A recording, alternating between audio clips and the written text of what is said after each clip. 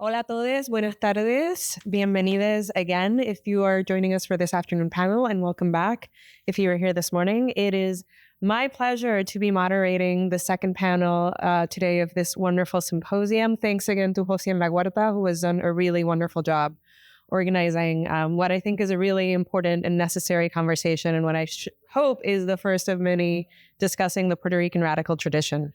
For this second panel, we're going to be talking about a radical archive, historiographies of Puerto Rican radicalism. I'm going to present all of our panelists just in one go, and then they'll have their presentations, and then we're going to have a conversation and, of course, open it up to the public for your questions. First up, we have Sandy Placido. Dr. Placido is a historian who specializes in the multi-continental history of the Latinx people, a social and political group with roots over 500 years deep. She brings together and builds upon Latinx, Black, Third World, leftist, Caribbean, U.S., and Latin American historiographies, as well as the histories of women, science, medicine, public health, and immigration enforcement. Her work in Latinx history is rooted in a long-standing interest in the history of the Spanish-speaking Caribbean, the Dominican Republic, Puerto Rico, and Cuba, and its diasporas. Placido is completing the first book in English or Spanish on Dr. Ana Livia Cordero, a Cold War-era Puerto Rican physician, revolutionary theorist, and organizer who dedicated her life to Puerto Rican liberation. Placido facilitated that Cordero's archival collection could be preserved at the Schlesinger Library on the History of Women at Harvard. She has also spent the last several years writing about Dominican history in the 19th and 20th century, with a focus on doctors, organizers, and revolutionaries who contributed to anti-imperialism. Placido has published in American National Biography, Black Perspectives, Lux Magazine, Gender, Love, The Washington Post, Latinx Talk, the Journal of African American History, and La Galería Magazine. Joining us after Dr. Sandy Placido, we have Dr. Jorell Meléndez-Badillo. He is Assistant Professor of Latin American and Caribbean History at the University of Wisconsin-Madison. He is the author of Puerto Rico, A National History, a book I'm really excited about reading. It's coming out really soon. The Lettered Barriada, Workers, Archival Power, and the Politics of Knowledge in Puerto Rico, and Voces Libertarias, Orígenes del Anarquismo en Puerto Rico. Then we're going to have Jorge Matos-Valldejuli. He is an assistant professor and reference librarian at Hostos Community College here at CUNY. His formative years as a librarian were spent at the Centro de Estudios Puertorriqueños Library. Welcome back, Jorge. One notable contribution while at Centro was assisting with the creation of A la Izquierda, the Puerto Rican movement's microfilm collection, a curated selection of late 20th century left-wing periodicals from Puerto Rico and its community stateside. Aside from his duties as a librarian, he also conducts research in the field of disability history. His article, Together We Arrived and Together We Shall Leave, the Governor Parents Association and the Politics of Race and Disability in Post-War New York, was published in the Latino Studies Journal. It documents the history of a Black and Puerto Rican parents organization that advocated for their disabled children who resided at the Willowbrook State School, a once notorious asylum for the developmentally disabled. His research has also been featured in the Activist History Review. And finally, we have Cristina Fontánez Rodriguez. She is the Archival Collections Manager at the Archives of the Puerto Rican Diaspora at Centro. Cristina's work is focused on participatory and non-hierarchical ways of knowledge-seeking and making through archival practice. Previous to coming to Centro, Cristina was visiting assistant professor and institute archivist at Pratt Institute and is a former fellow for the National Digital Stewardship Residency for Art Information. She is a founding member of Archivistas en Spanglish, a collective dedicated to amplifying spaces of memory building between Latin America and Latinx communities in the U.S., and co-runs Barchives, an independent outreach initiative that brings archivists to bars to talk about New York City's archival collections and local history. Cristina holds a BA in Geography from the Universidad de Puerto Rico, Recinto de Rio Piedras, and a Master's in Library Science with Certificate in Archives and Preservation of Cultural Material from CUNY Queens College. I'd like to welcome in panelists. Sandy, you're up first. Thank you. Thank you. Buenas tardes. Thank you so much to the organizers. Thank you to everyone for being here. Josian, thank you for the invitation. It has been a pleasure getting to know you and your work. I am truly honored to be on this panel. Let me start the timer. So my presentation today, Dr. Ana Livia Cordero's Decolonial Science. This is a project I've been working on, I'm dating myself, since 2010 when I was a graduate student, and I essentially came across at the Schomburg Library and Archives a letter that Ana Livia Cordero had written to Malcolm X. And at that time, when I Googled her, I found very little. And here I am 14 years later now completing this book about her and her incredible work. And I decided to begin with this photograph. Dr. Ana Livia Cordero arriving in Havana, Cuba in January 1966 for the first Tricontinental Conference de los Pueblos de África, Latinoamérica y Asia, right? So this was the first time. Previous to this, there had been many efforts throughout the so-called Third World, right, to bring together individuals who were thinking outside of that Cold War framework, right? And this was the first time, though, that Latin America was included in what before that had been mostly Afro-Asian conferences happening throughout Africa and Asia. And the first such conference happened in Cuba, of course, in the years after its revolution. And I start with this photo because if you look closely, Ana Livia Cordero was also a physician. She's actually, is this a pointer? I think it is. Oh, that's her medical bag. In my work, I'm definitely emphasizing the synergy between her thinking as a revolutionary Marxist internationalist, but also someone who made incredible contributions in the fields of medicine and public health. It also ties in very well with my personal research journey. As I mentioned, when I started writing about Ana Livia Cordero, there really wasn't much scholarship on her. Now, there are individuals, there's Gabriel Díaz Rivera, who actually is behind Proyecto Coabe. I believe part of his dissertation has to do with Ana Livia Cordero, and there's some other graduate students I've heard of, and there's been a lot of references to her in primary source materials in Spanish and English. But at the time, there was no institutional archive. So the way that I went about it is that I essentially was asking all my friends who are Puerto Rican, I'm actually Dominican, and I would just ask my friends, I was like, have you or your family ever heard of this woman? And slowly but surely, I got in touch with her sons and her former political comrades. And this is actually Ana Livia's widow, Samuel Aviles. He lives in Vega Baja, and this is him holding the photograph of her at the Tricontinental. And, a big part of the research process has actually been collecting her papers and archives from her loved ones, from her comrades, from her family members. Those are actually the feet of her son. I hope he's not embarrassed that I'm saying that, because I believe he's watching right now, in La Casa de Samuel in Vega Baja with the same medical bag in the photo. So, I started because of what I say here, research and archiving practice. For me, it has been a collective community effort. It has absolutely been a project about political commitment and also embodiment. Me as a part of the Latinx diaspora here in the United States, Afro-Latina, Dominican, Afro-Dominican, doing this work. And in the process, actually, I think I became radicalized through doing the research on Cordero, through meeting these individuals. It has been so beautiful. And these individuals literally have had so much patience with me, because when I began the project, I wasn't as radicalized as I was now. And they very slowly explained to me communism and socialism and what they were trying to do and what they were trying to do with this national liberation struggle that Cordero helped lead them in. So I couldn't have done it without any of them. And I just want to give them a special thanks as well. And so just to kind of continue, part of the project is that I was a graduate student when I was doing this research at Harvard. Yes, a conservative place. But one of the positive things is that as a graduate student, when I came across all of these archival materials, I had a contact at the Schlesinger Library for the History of Women in America. And basically, Ana Livia's son was interested in donating the papers. And so the papers of Ana Livia Cordero are now archived at Harvard. And they also have her medical bag. This is some of the things that are inside of the bag.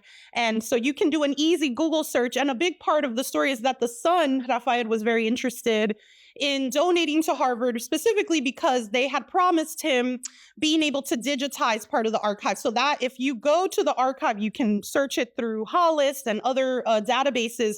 A large part of the archive is actually digitized because for the family and the comrades, it was very important that these materials be accessible. They're under a Creative Commons license. So their whole intent has been like taking this work of the Proyecto and making it accessible. So let me continue. Just some bullet points. Cold War era, 31 to 92, revolutionary theorist and organizer, physician and public health professional who graduated from Columbia University Medical School in 1953 and did innovative public health work in Puerto Rico in the 50s, Ghana in the 60s. A lot of people, well, nowadays things are changing, but back in the day when I started, people would only know her in reference to Julian Mayfield, who is a very important Black radical of the era in his own right. So a lot of people in Black studies are like, oh yeah, you write about Julian's Puerto Rican wife, right? And I'm like, yes, Julian Mayfield, and they had 2 sons, and they're all amazing. The whole family is amazing. They're grandkids. They're beautiful people. And in addition to all of that, she also led this revolutionary organizing initiative in Puerto Rico called El Proyecto Piloto de Trabajo con el Pueblo, pilot project for work with the people. This is a photo of Ana Livia Cordero. You see Julian Mayfield kind of in the background there. But actually, this is Puerto Rico 1957, a few months after her first son was born, because Julian Mayfield's mother came to visit. And if you actually look, this is Cesar Andreu Iglesias, who we've heard about earlier today from the Communist Party. They were friends and comrades. And this was his wife, Jane Speed, who was a white American woman, leftist, who lived in Puerto Rico. And then this is about a month after they moved to Ghana in 61, her second son was born and they had an outdooring ceremony. So why was she in Ghana? Because Nkrumah invited her to work there after, Ghana being the first African country to gain independence in this decolonial moment. He really wanted to invite members of the diaspora and he invited her to do medical work there. So since I'm I'll just kind of quickly summarize. I had a slide here about her political interventions. She started young in the 40s, actually on an anti-Trujillo committee, which was really important for me as a Dominican, just seeing that, to me, inter-Caribbean solidarity is so essential and we need more of it all the time. She was part of a Marxist studies circle. She was never so dogmatic in her life, but she absolutely did always use a Marxist framework in her analysis. She was never officially in the Communist Party, but absolutely was always involved and friends with communists both in the US and in Puerto Rico and worldwide. But she was part of that study circle in the 40s with her first husband, Charlie Rosario.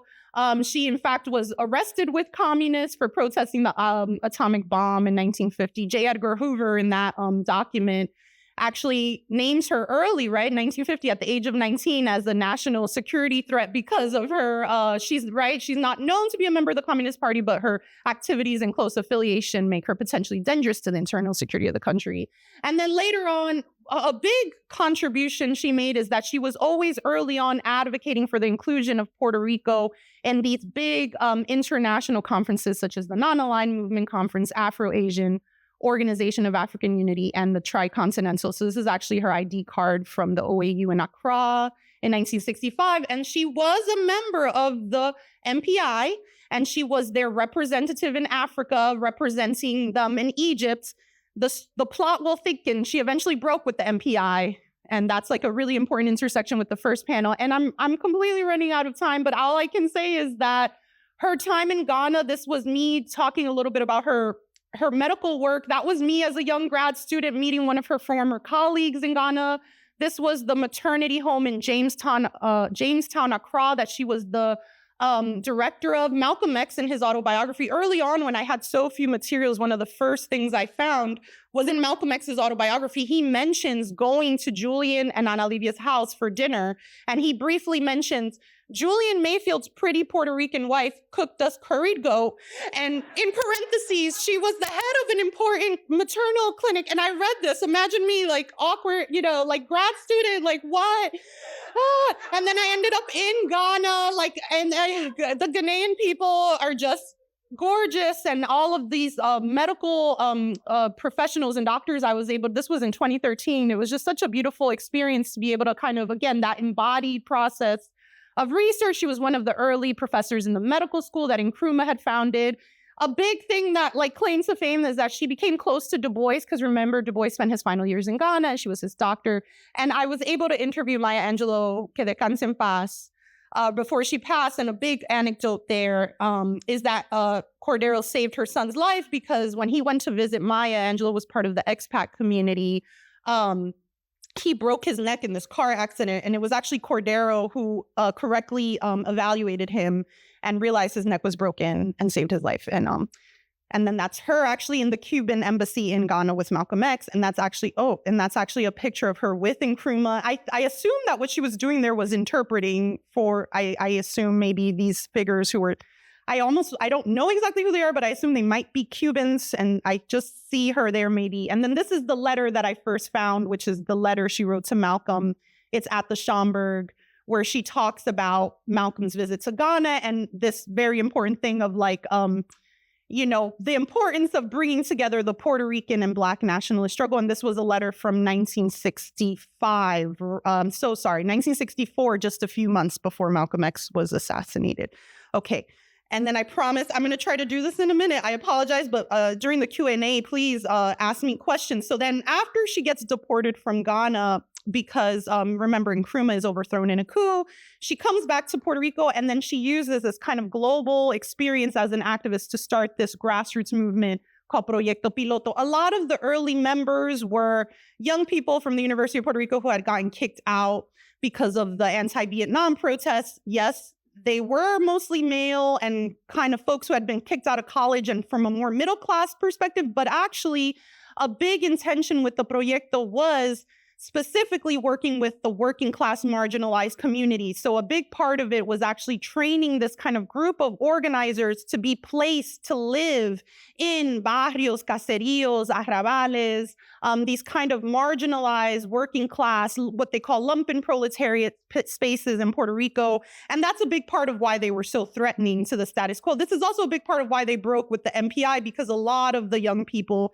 had come from the JMPI.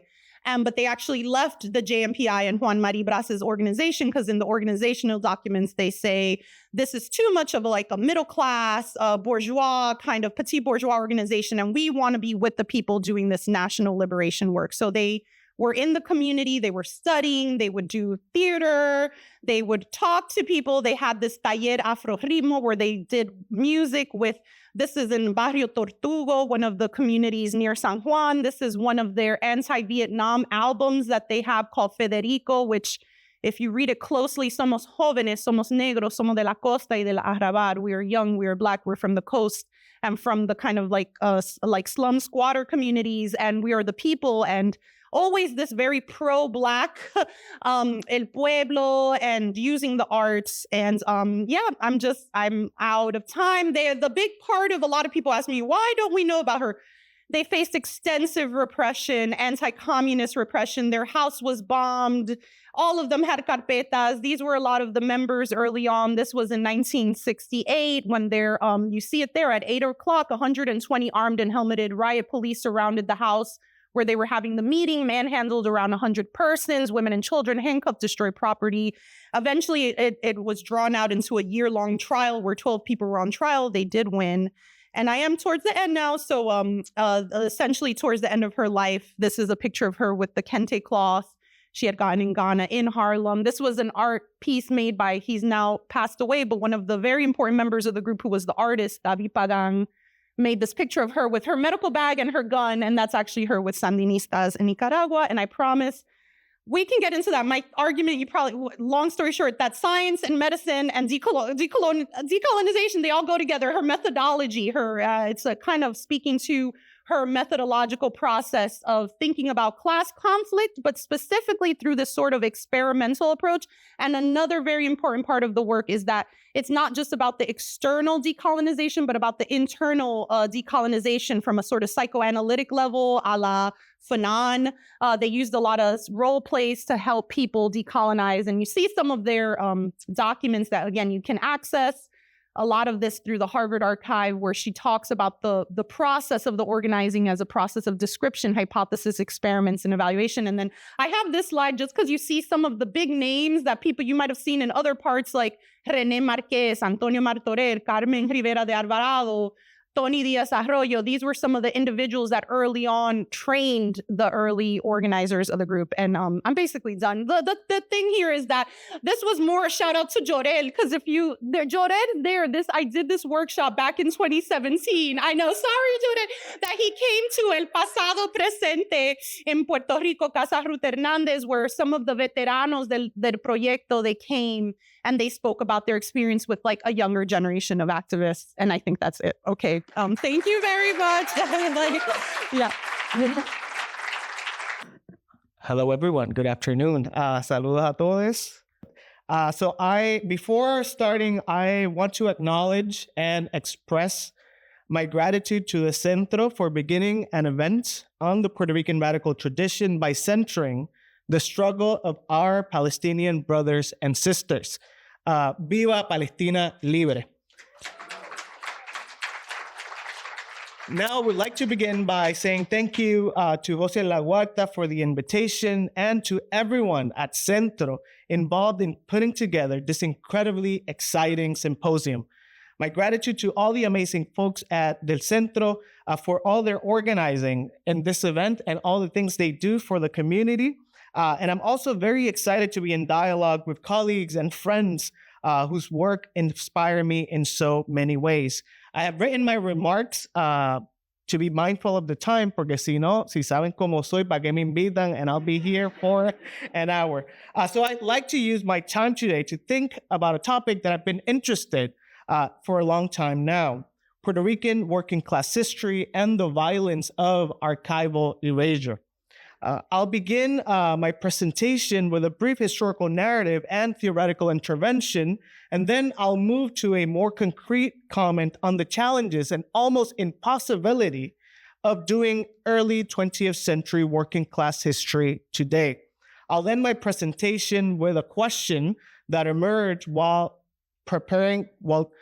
creating this presentation. So let us begin here with this young man, Miguel Granela Yumpier.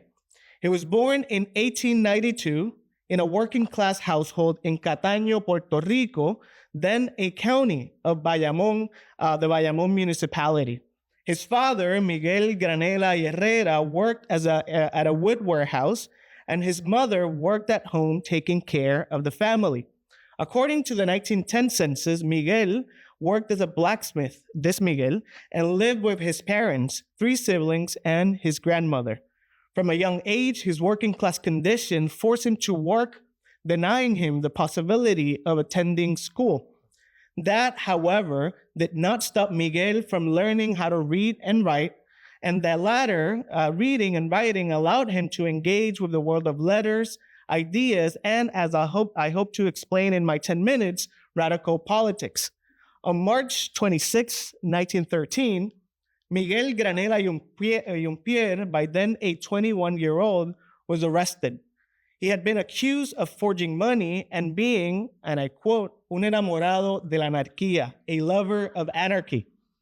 When the police searched his house, what they found must have shocked them. It was shocking enough for them to photograph it at a time when cameras were a rare commodity.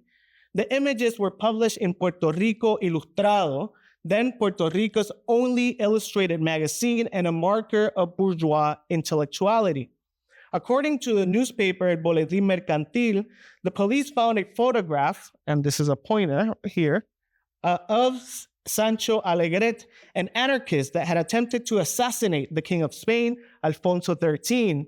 This is quite telling because at the beginning of the 20th century, anarchists would carry images of their martyrs and heroes as people would of saints. Photographs were sold by radical newspapers and they circulated throughout the Atlantic world, providing people a sense of proximity to the martyrs and radical heroes.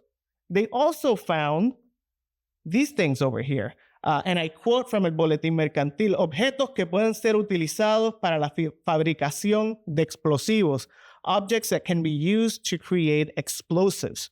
As you can see from the picture, there was a dagger, a hammer, and other tools. More tellingly, there was also ink, handwritten notes, and a pamphlet, a testament to the centrality of print media in the circulation of radical ideas. For example, he apparently admitted to the authorities that he was an anarchist and even went further by saying that he was in touch with the McNamara brothers, who had been recently arrested and charged for placing a deadly bomb at the Los Angeles Times building. And so this is important because it is a time in which anarchists and radicals are communicating with people from around the world. But let me focus on Granela. After he was arrested, his mother denied that he was an anarchist or that he was in touch with Alegret or the McNamaras because he had never left Puerto Rico.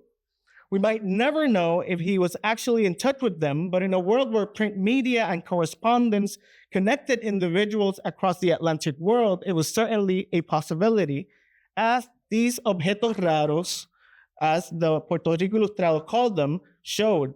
After his arrest, Miguel was transferred to San Juan to be tried at the federal court. Failing to pay the $2,000 bail, he was sent to the San Juan penitentiary while his case was heard. His mother and the chief of police both argued that he was not really an anarchist, but that he was just lacking his mental faculties. While I have not yet found in the archive what actually happened, something that I intend to continue researching, it seems that their arguments were enough to drop the charges in the court. The lack of sources, however, is telling, and it's part of one of the things that I wanted to talk today. So I've been studying anarchism and radical politics in the early 20th century in Puerto Rico and Latin America for about a decade now. I've written and researched extensively on the topic, yet I had never heard of Miguel Granela Yumpier. I recently stumbled upon his name while browsing the Puerto Rico Ilustrado magazine for another reason. What really struck me is that I had never seen photographs of objects taken during raids. But the lack of information about him is telling for other reasons. As I have argued in the letter Barrial and in a book that I published, Puerto Rican anarchists faced two exclusions from the archives and traditional histories.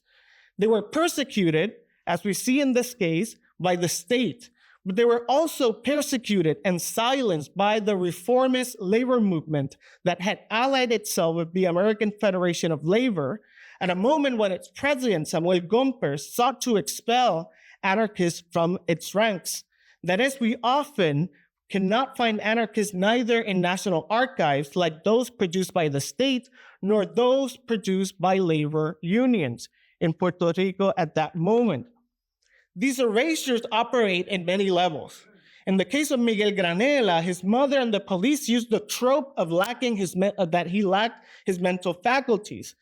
This was often used in early 20th century Puerto Rico, particularly on Black working class people.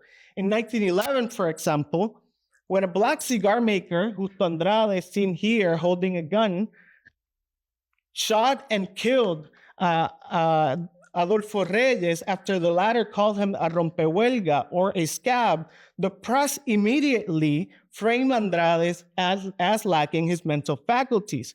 The same was done by the labor press when they referred to Juana Colón, seen here, an illiterate socialist organizer from the town of Comerillo. And I mentioned Juana Colón, and this is from Kelvin Santiago Valle, who was referenced earlier by Jose when he was doing the speech in the opening. But I mentioned this because when labor leaders wrote about people like Juana Colón, they consciously erased them from the historical narratives that they crafted. The memory of Juana Colón was actually rescued, and we know about her today because of the work of young socialists in the 1970s, socialist organizers, and her local community. So when facing the challenge of studying a person that was cast out of history, I want to pose a question today. How can we write the histories of those that were cast outside of the archive? And I ask this as we think about writing the histories of Puerto Rico's radical tradition. right? How can we write a history of Puerto Rico and the Puerto Rican radical tradition while attentive to the ways that some people that were part of that tradition were consciously erased from history? And I know that they were consciously erased from history because, as the Haitian anthropologist Michel Trujillo noted almost 30 years ago, every historical narrative that we have is a bundle of silences. That is, since we cannot document everything that happened in the past, historians must select what to include in our narratives. Thus, silences are always actively produced, and silences not only pertain the realm of historical writing, but they also plague the ways that we construct archives, which is a highly political endeavor. The questions that I have posed today here about archival silencing and the case of Miguel Granela are not merely theoretical or mental gymnastics, no son pajas mentales, but they also have material and concrete ramifications. The most important archive that I've used for my books on anarchism and working class intellectual communities were the archives housed at the Centro de Documentación Obrera Santiago Iglesias Pantin in Humacao and the UPR Humacao.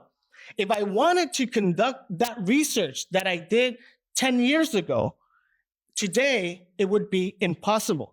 The archive has been closed ever since September 2017, when hurricanes Irma and Maria hit the Caribbean with great might and fury, causing massive infrastructural damage in Puerto Rico and the thousands of deaths of Puerto Ricans. Hurricane Maria and the unnatural bureaucratic catastrophe that followed at the University of Puerto Rico Humacao wreaked havoc at the Centro de Documentación Obrera and its collections. For months after the hurricane, those collections, and these pictures are actually from years after the hurricane, for months, those collections were exposed to water from leaking roofs, humidity from lack of power, and bureaucratic inefficiency. Instead of moving the collections to another location, the administration at the UPR Humacao, highly politicized administration, left those collections to rot. The photos on the screen that you see here were taken a few years after Hurricane Maria, and it seemed as if Hurricane Maria never left. It's still with us in the archipelago. As I was preparing for this presentation, I actually called the UPR Humacao and confirmed that the archives are still inaccessible to the public. We do not know which documents, if any, survived the passing of Hurricane Maria, an event that took place more than 6 years ago. As those living in the archipelago know quite well, Maria never left Puerto Rico. This Humacao archive was the victim of climate change, something that we need to be increasingly aware of, but it's also the victim of colonial violence because bureaucratic ineptitude and colonial neglect are at the heart of its abandonment. The state does not have a cultural program that centers the preservations of our histories, and much less our radical histories. For example, in the past months, we've been seeing how this unravels at our main archive, El Archivo General de Puerto Rico, which lacked electricity and until recently was inaccessible to the public for months on end. The Centro de Documentación Obrera in Humacao is seen as a minor archive, unimportant to classic and traditional histories. It is, after all, an archive that houses, or used to house, because we don't know if it still exists, the history of Puerto Rico's working classes, or those that have been constantly ignored by traditional histories. And so I close my presentation by arguing that I have tried to present two things in my talk in relation to the ways that archival erasures operate. On a theoretical level, I'm interested in the reasons why people like Miguel Granela y Humpier are cast out of the archive, and perhaps most importantly, how these processes take place and are reproduced in our historical production. On a more concrete level, I'm also interested in the ways that physical archives are also impacted by climate change, political struggles, and colonial neglect. These erasures and silences are crucial in the creation of hegemonic narratives that reify the colonial situation in Puerto Rico. And to end, I want to pose this question as a call to action in the struggle against forgetting. How can we historicize the Puerto Rican radical tradition, a term that I intend to use? And I was asking Josian if he had already published something, because I'm eager to start citing Josian on this. How can we historicize the Puerto Rican radical tradition in the face of colonial neglect and Puerto Rico's politics of forgetting? Muchas gracias.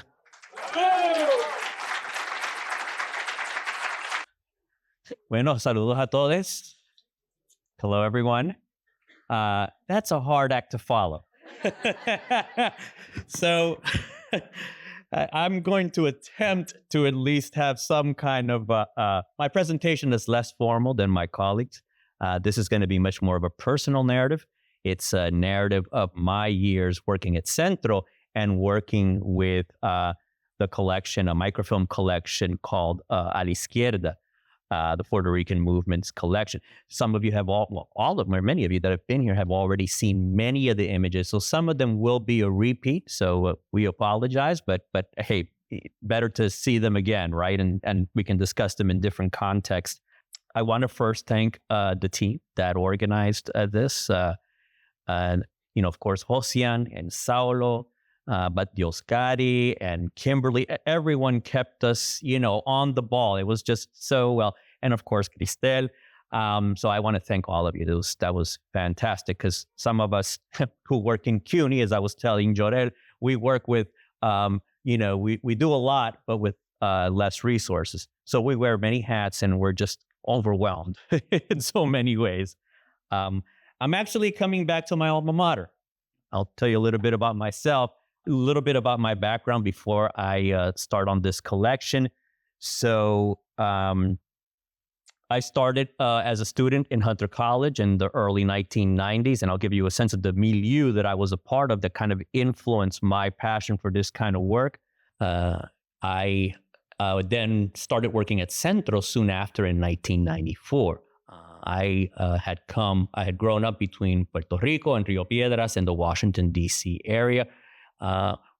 By the time I got to Centro, I was somewhat politicized. I identified myself with the left. I always say that I was politicized by reading Claridad in Spanish, but growing up in Washington, D.C., you couldn't avoid being politicized by African-American radical and political traditions. I mean, I used to watch Howard Television, Howard University Public TV, right? It's a big thing in Washington. If you've lived in Washington, you know what I'm talking about, a real education. So I came with a sort of somewhat academic, let's say, education, but especially around issues of anti-racism, not only within U.S. society, but Puerto Rico and within my own family, right? So it is my experience in Washington that sort of really informs the way I started to see race relations in Puerto Rico, which, of course, I had to come and find out later, right? That's the privilege of not, right?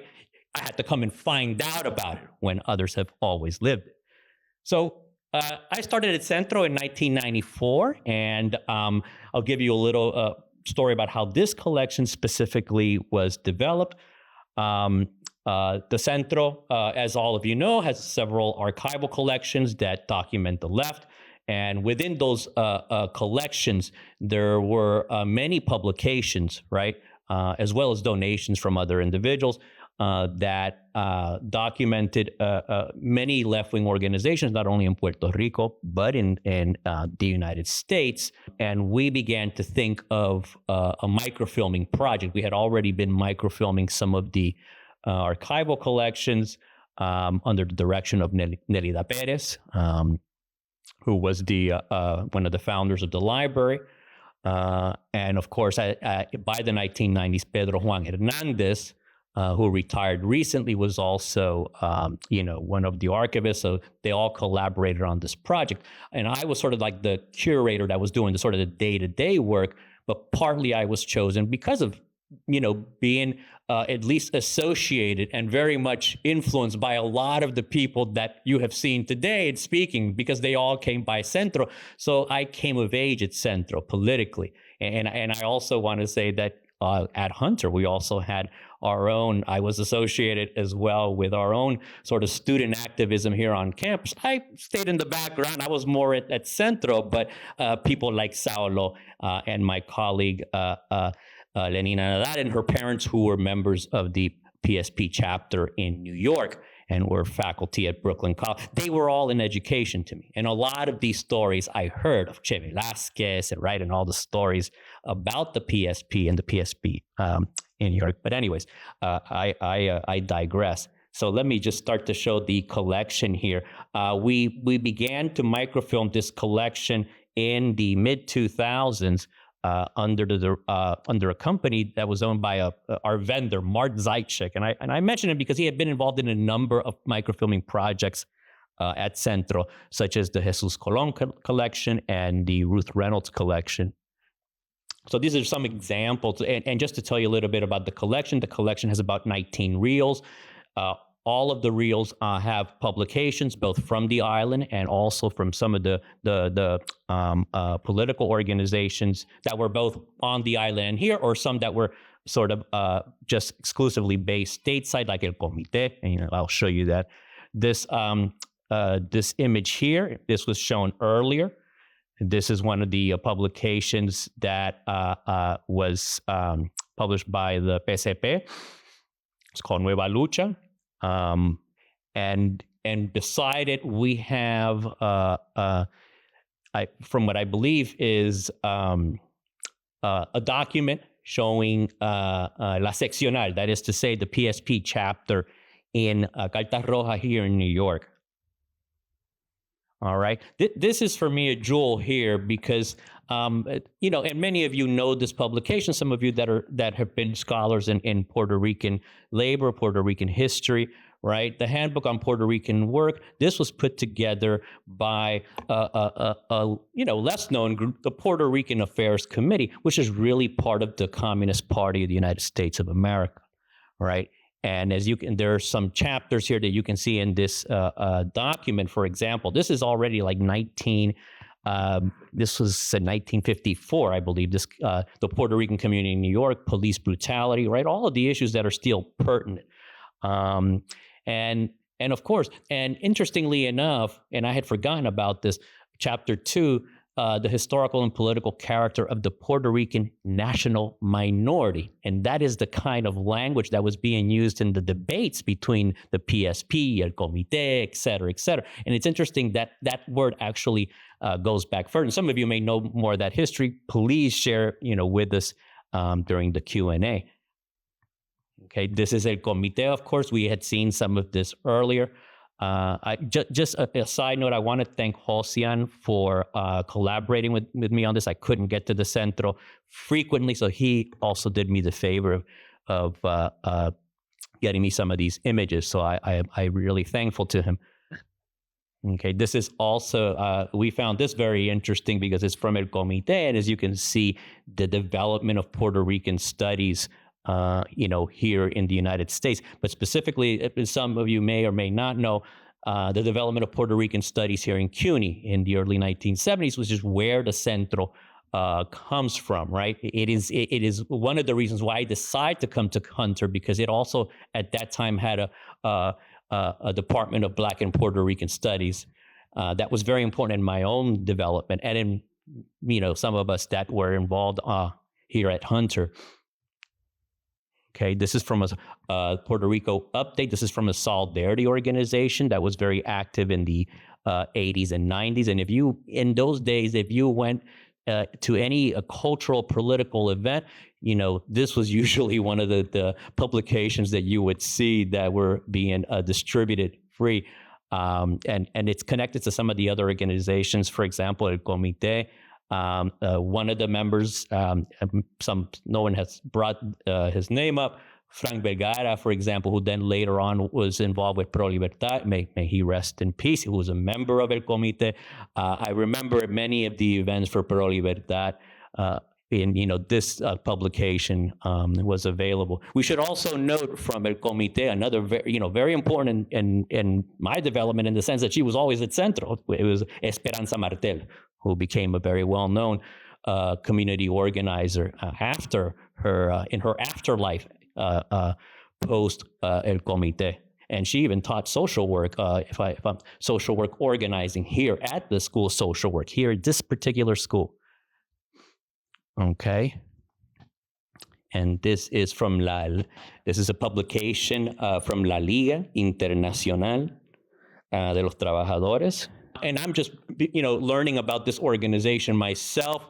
Josian was giving me a little sort of primer on the background of the organization, and that they were a Trotskyist organization. These publications are from 1976 to 1984. As you can see, alto a los asesinatos policíacos. You can't read the small print, of course, but they're making reference to the 1978 murder, assassinations at Cerro Maravilla, right? And also, it was known as one of the early left-wing formations that was also sort of engaging issues around feminism, as well as anti-homophobia in Puerto Rico, and so forth. Yes, and here we have Ira Popular. Give me a second. Okay, Ira Popular from the Partido Socialista Revolucionario. This is ML. I'm assuming it's Marxista-Leninista, so please correct me if I'm mistaken. What I thought was interesting, I didn't notice this in the beginning, but as you can see, if you look towards the bottom, it says Colaboración o Revolución, and I didn't notice that in the drawing that you have PCP and PPD, right? So they're calling the PCP at that time collaborationist. I would like to definitely hear a little bit more about that. I didn't know that they, had some kind of unified front, if that even happened, or a coalition at that time. I wasn't aware of that. But I found that very interesting. And then here on this other side, Conciencia Revolucionaria from the Juventud Independentista Universitaria, who were a student group that was formerly affiliated with the Partido Independentista. And then it is my understanding that they were then purged or invited to leave, as Josian said to me. I thought that was very elegant the way he put it. They were asked to leave the organization. What's interesting for that, and I want to mention this in terms of the history of the library, and it even connects to Jorell, is that one of the members of this group, Amílcar Tirado, becomes a well-known archivist and librarian at the Centro. He had been part of this group. He would always talk about it. I didn't know the name was Juventud Independentista, but he always said he came out of a purge by Rubén Berríos in the early 70s. And then he lands at SUNY Albany as for studying library school. And then he ends up at Centro by the late 70s and becomes another very important person in the development of the Centro Archives. And he also had a lot of ties to sort of the political milieu. And many people here knew Amílcar and knew him well. He returned to the island in 1999 and is a librarian at the UPR. And of course, in terms of the connection with Jorell, he also was known for writing about labor history, specifically Romero Rosa and some of his early, I believe in the 1980s, but Jorell can correct me if I'm wrong. These are from the Puerto Rican Student Union. And this is from La Liga Socialista, which is associated with Juan Antonio Correger. I wanted to just mention at the bottom, this is also connected to Hunter College and right in this sort of left-wing community here in New York. Lin Manuel Torres Rodriguez, and if I'm not mistaken, I believe he is... he may be the son of José Manuel Torres Santiago. For those of you that may not know José Manuel Torres Santiago was involved with La Liga Socialista, then became a very well-known poet with the Los Poetas de Guajana during the 1960s, right, and into the 70s.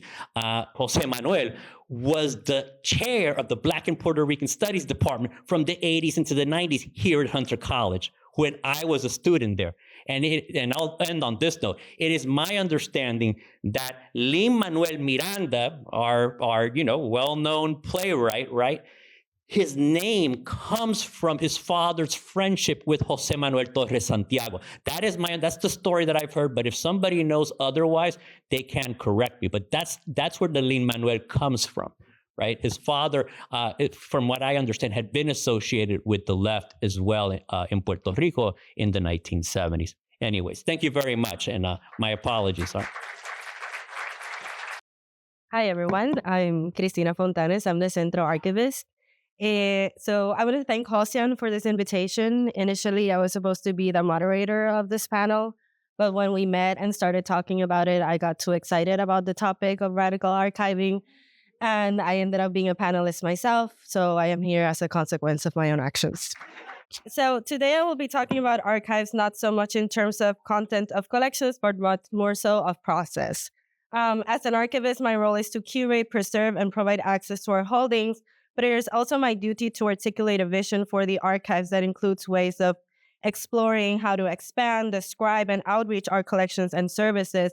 And this part is key because archives are not just places where collections are housed and studied, but archives are also a practice that shapes this historical and social analysis. So in keeping with the theme of the symposium, I'll first give a brief summary on research that I did when I was first starting my career as an archivist when I was in grad school. And then I'll go into how my views have changed since then and how that shaped my vision for what I think an archive should be. So this research is focused on carpeteo, or political surveillance, carried out by the intelligence unit of the Police of Puerto Rico and directed towards those who advocated or were perceived as supporters of independence for Puerto Rico. And although this type of political surveillance was carried out by the FBI and other government agencies, the research is focused on those files compiled by the intelligence unit of the Police of Puerto Rico.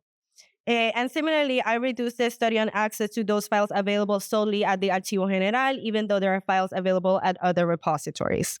The practice of keeping files and lists on so-called subversives comes to light through the infamous Cerro Maravilla case.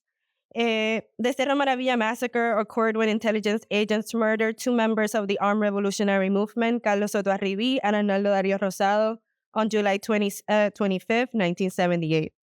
The unit was initially lauded and the victims labeled as terrorists, as we can see in the headline over here. But then a 1981 trial which gave way to an investigation, which gave way to a televised trial, which is what you see over there. It revealed that while the agents had alleged that the deaths were the result of a shootout, the two young men had quickly surrendered and were in fact beaten and eventually executed by agents. As a result, 10 agents of the intelligence unit were convicted. I know. It was one of these agents, William Colón Berríos, who would publicly expose the practice of surveillance, keeping files and lists on so-called subversives and separatistas. Colón Berríos was angry at the fact that he and his peers were on trial, and he publicly denounced the chief of police as an independent sympathizer. And how did he know that the chief of police was an independent sympathizer? Well, the intelligence unit had a file on him.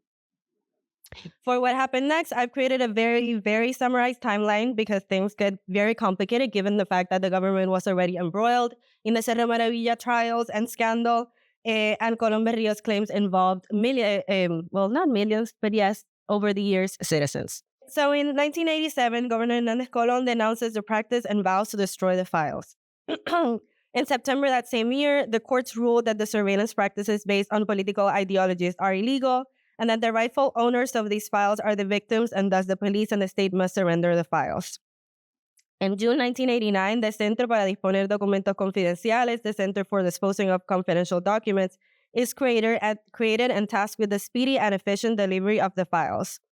During this time, there were a lot of disputes regarding the redaction of the documents, but fortunately, the Supreme Court ruled that since the police and the state had violated citizens' rights to privacy, they couldn't demand that the documents be redacted to protect the privacy of the agents. In 1992, the center finishes the process of delivering the files, and the remaining files are moved to the confidential archive of the legislative branch, where they would remain for 10 years. In 2003, the 10-year period ends, and the president of the Supreme Court orders the destruction of any unclaimed files, but that decision is reversed, and the files are ordered to be transferred to the University of Puerto Rico, which then prompts the General Archive of Puerto Rico, Archivo General, to appeal the court for stewardship. In 2005, the Supreme Court rules that the files be transferred to the Archivo General instead of the university, And then 10 years after they get custody, in 2015, the carpetas become available for researchers at the Archivo General. I also want to add that in 2021, the Archivo General was awarded a Recordings at Risk grant to digitize 298 audio recordings generated by the police between 1961 and 1974. So before the files wind up at the Archivo General, they go through a years-long process of restitution, and I want to highlight the particularities of this case. First, this discovery doesn't happen during a transition period, as is common in high-profile cases of mass political surveillance. Therefore, the government that created or permitted the creation of the files is still in power, and the processes, legal actions, social reconciliation all happen under the same government that created the files. Second, the victims were allowed to retrieve the files, which is very, very particular. And the carpetas are now scattered among multiple repositories, because while the Archivo General has the carpetas themselves, the administrative files created during this process are still at the confidential archive, and the files that were claimed are spread around different repositories. They have been destroyed, or they may just have been well forgotten. So the center found that the police surrendered 16,557 carpetas on individuals and organizations, and 135,188 cards or fichas. In terms of how the center managed to deliver the files, they worked out of the Central Police headquarters, which were located in San Juan. It was there where the files were kept. They did the work of compiling different types of documents, such as cards and folders from the regional headquarters. They examined each and every piece of paper, which is what that red seal means. And I want to say also that a carpeta is not just one file. It could consist of several and dozens of files, of folders, right? So we're talking about literally millions of documents. Then they would notify they would notify the people that they had a file on them. They would wait for the person to request it. Once it was requested, it was transferred to the Centro Judicial, to the courthouse, for pickup. The requester was given their file, which also included any document with the person's name created during the restitution process. They also note that a small number of people verbally requested files. These requests were processed immediately without leaving any trace of the request or the requester. At the conclusion of the process, they had delivered documents to 8,717 requesters, noting that only 75% of people notified of the existence of a carpeta on them requested to receive it. Additionally, almost 1,400 carpetas were requested and authenticated but never picked up. These are the files that are available for research at the Archivo General. So in order to get access to these files, you generally need to make an appointment. This is very common for the Archivo General. This is from their website. I also want to note, for those of you who are not familiar, the Archivo General is not an autonomous agency within the government. It's a program of the Institute of Culture. So they don't have a website. They have a page within the Institute of Culture's website where you would see a list of all the fonts, or in English we call them collections, or well, in the US we call them collections. This is the collection of the Police of Puerto Rico, and the subfund or series that is the unclaimed files. There are two resources related to this. They are two inventories. They are a list of names, which a person would use to request the files. The process itself is pretty straightforward. However, the Archivo General has provided access to the files in the most fundamental sense of the concept. That is, anybody can go to the Archivo General and view the files, but the archivist's job does not end there.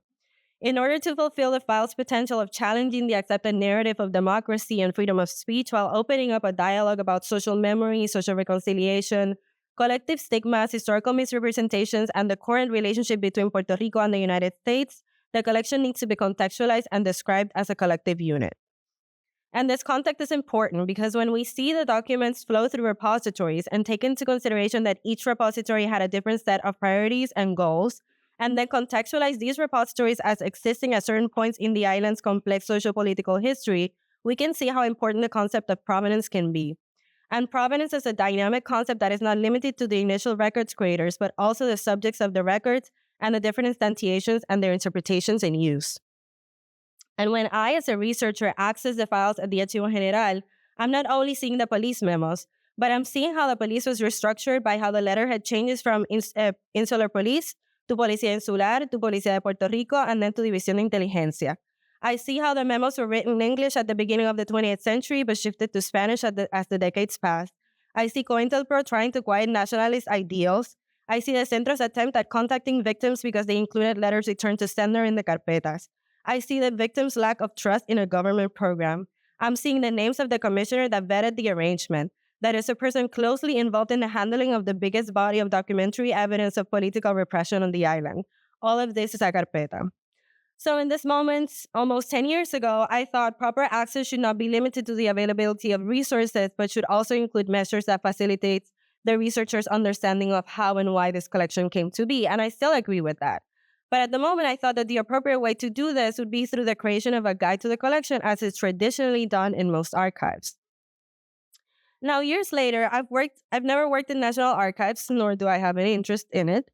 But I've made a career working in academic archives where we archive radical movements that go from student activism to the collections and people and movements that are mentioned in the symposium today, as well as working with a wide range of grassroots archival projects. And I realized that the problem is not only that these movements are under-documented or that what is documented is inaccessible, but that the archive itself as a place and as a practice is not made for these types of records, period. The practices and scholarships of archivists and national institutions that laid the foundation for archival studies and how modern archives work, governmental and otherwise, come from European Enlightenment ideas. They are colonial imports built on systems of oppression. In the case of the Archivo General, we have an archive built to preserve the island's documentary history, but also to develop and instill a national identity based on colonial pride. And so far, through initiatives that merely seek to fill in the gaps by acquiring collections, we end up forcing radical movements to assimilate without any critical introspection and willingness to transform from the ground up, and we are just embedding these radical collective movements into oppressive structures of appraisal, classification, and access. So if institutional archives are a product of the same colonial constructions that radical decolonization movements seek to eradicate, how can we expect the documentary products of these movements to conform with the constraints of colonial and neoliberal structures? These practices that place the archivist in a position of power and frame the archives as neutral agents of history are simply at odds with the radical movements that we seek to document and preserve. So some ways that we reframe the archives, and I will say this is a very common practice by this point, is by welcoming participatory processes into the archives, which, and within archival study, it's also called the community paradigm. In the institutional context, it's where researchers and records creators are taken into account when we're doing appraisal, when we're describing the materials, and when we're providing access to our records. It's an approach to archives that is focused on the redistribution of resources through collaboration, democratization, and pluralization of the archival record, historical practice, and archival practice. The problem is that oftentimes when we talk about this, we're still talking about archival practice in a linear sense. And for those of you who are familiar with archival discourse or theory, you will also have heard the archives continuum theory. But this still implies an order of events. Something needs to happen in order for the next step to proceed. For example, we act like we can't take steps to preserve something that we haven't acquired.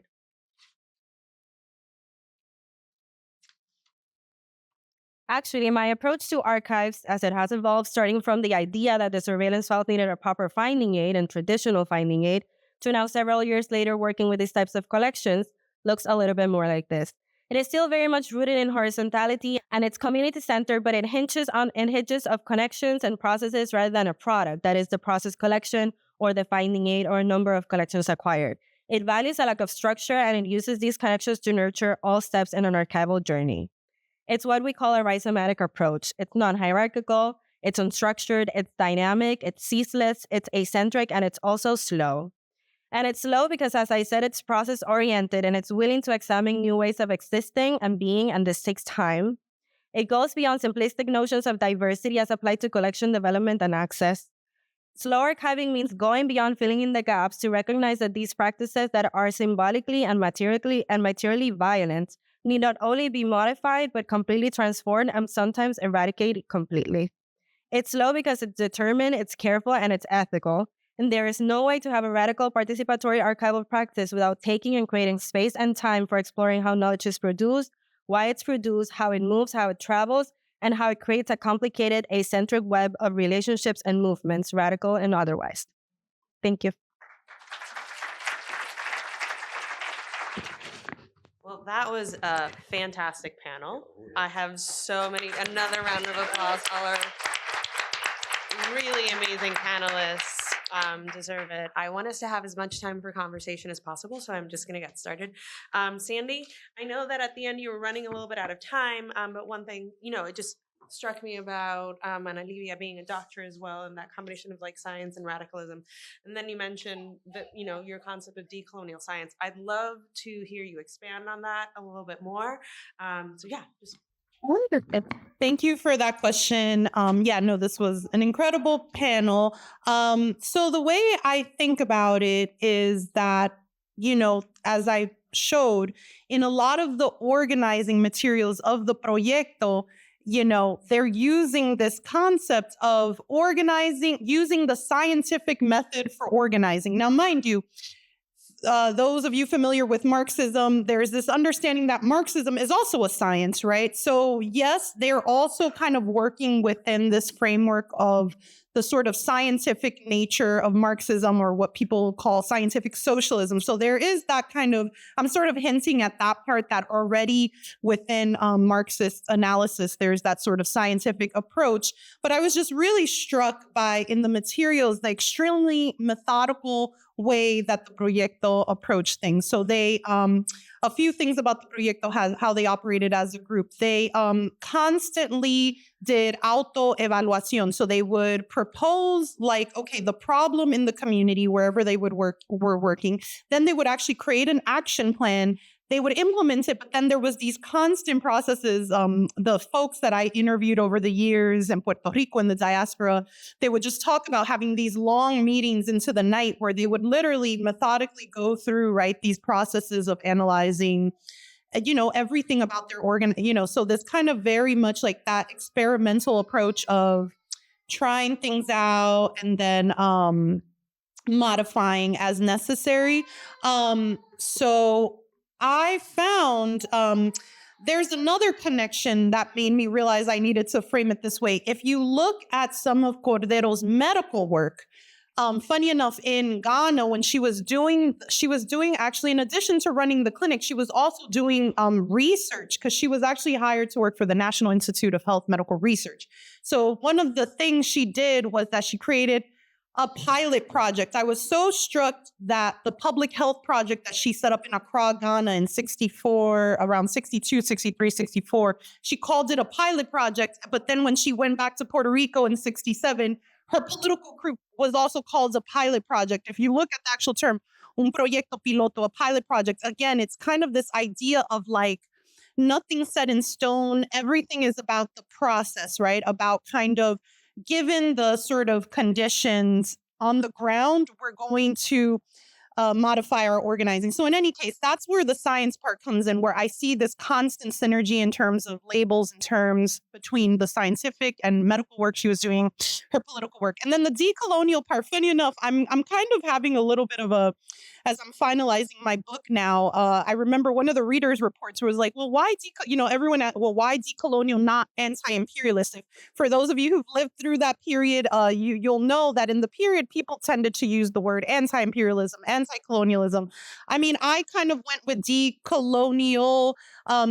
It's not to say they didn't use that word. If any, the word decolonization was used probably more often, but I guess I am referencing here with the decolonial part is that, to me, the work, I am interpreting the Proyecto's work as they were really trying to do this kind of holistic, like literally from the psyche, right? So they were very interested, again, and this comes from Cordero's training in medicine, public health. She constantly talked about, for example, Puerto Rican colonialism in terms of a public health crisis, right? She used a lot of this sort of psychoanalytic theory to think about, like, so the way when they would go into the communities and they would kind of talk about like the psychology of people as either, are we coming across people who have a rebellious psychology, or are they like dependencia? So they would, in their notes, when they would go into, they would either put rebe or depe. So, and then she had all these kind of statistics over the years in the 80s, some of her published and unpublished works, looking at things like the suicide rates in Puerto Rico, alcoholism. So she was always kind of thinking about how the first step in the decolonial process is also this kind of people needed to change the way they thought, and also people needed to feel empowered. So in all the interviews I did with some of the individuals who participated, that came up constantly. They would say, you know, one of the things the Proyecto taught me was that I had the right to struggle, that I could change my community. Like, it was literally kind of taking the first step mentally in the national liberation struggle, But anyway, I don't know if that's helpful, but that's part of it, the synergy between her sort of scientific way of thinking and her Marxist revolutionary way of thinking. Yeah. Fantastic. Thank you. So my next question is for Jorell. Just a really, really fascinating presentation that I think touches a lot on your previous work. But your forthcoming book is called Puerto Rico and National History. And I would love to hear about how your archival practice and a lot of these archival silences that you mentioned, like tropes of silencing, have affected your attempt at sort of writing a broader national history, and how your approach potentially differed from focusing on like the working class, like the early 20th century working class and their barriada, versus something that's trying to be much more broad, right? Great. Thank you. Thank you for that question. Yeah. So, wow, how do I start to answer that question? So I guess that this book project that is about to be published on April 2nd, there's a presentation here on April 15th, Monday. We're presenting the book. So basically the book wanted to do a few things. So the first thing is to assert the idea that Puerto Rico is a colonized nation, that Puerto Rico has been colonized for 500 plus years, and also to document the ways that Puerto Ricans have crafted complex ideas of the nation throughout its history, right? A nation that is fluid, that is diasporic. Also, one of the things that I wanted to do is to argue that we cannot envision the Puerto Rican nation solely thinking about the archipelago, but that we also need to think about how Puerto Rico is a diasporic nation in itself.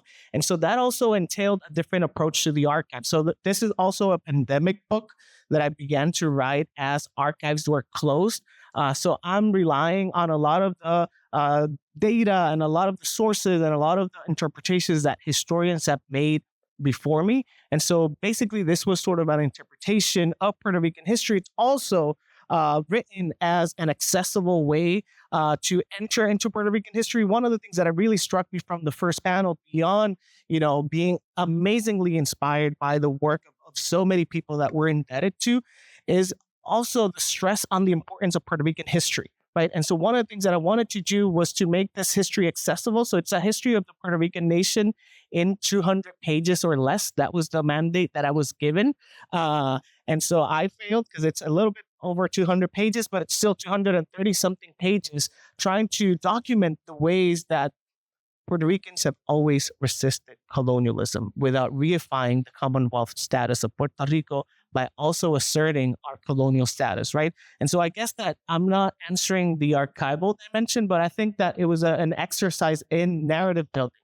I'm really invested. One of the things that I mentioned for me, Michel Trujillo, the late Haitian anthropologist, is crucial in making the intervention of thinking about who is absent in our historical narratives. And so I wanted to center queer folks, working class folks, Black folks. I wanted to center all of those people that I was looking for when I was growing up in my history classes and were absent in my history textbooks. And so those are the people that are front and center in that book.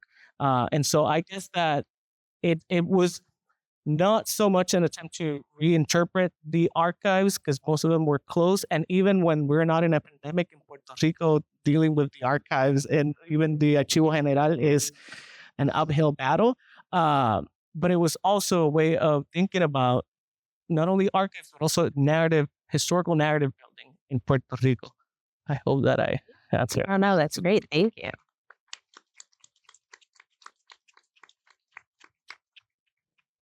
And then Jorge, the La Izquierda, it's such a beautiful collection, and it really represents a really wide range of publications. And I'd like to hear more from you about how do you feel about, so a lot of the work that was, or the conversations being facilitated through these publications have now moved to the digital realm, right?